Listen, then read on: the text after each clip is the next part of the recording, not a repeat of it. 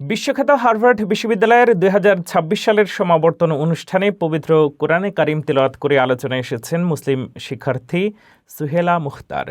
অনুষ্ঠানের উদ্বোধনী পর্বে বিভিন্ন ধর্মগ্রন্থ থেকে পাঠের অংশ হিসেবে তিনি সূরা আল আলাকের প্রথম কয়েকটি আয়াত তিলাওয়াত করেন, যা উপস্থিত অতিথি, শিক্ষক ও শিক্ষার্থীদের গভীরভাবে মুগ্ধ করে। তার তিলাওয়াতের ভিডিও সামাজিক যোগাযোগ মাধ্যমে ছড়িয়ে পড়ার পর বিশ্বজুড়ে প্রশংসা কুড়াচ্ছে। সমাবর্তনে অংশ নিয়ে সুহেলা ২০২২ থেকে ২৬ শিক্ষাবর্ষে হার্ভার্ড থেকে স্নাতক সম্পন্ন করেন। একাডেমিক ক্ষেত্রেও তিনি অসাধারণ সাফল্যের পরিচয় দিয়েছেন।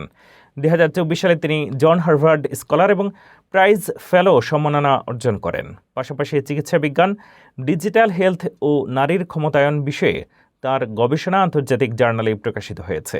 শিক্ষা জীবনের পাশাপাশি বিভিন্ন সংগঠন ও হাসপাতালেও তিনি সক্রিয়ভাবে স্বেচ্ছাসেবী হিসেবে কাজ করেছেন।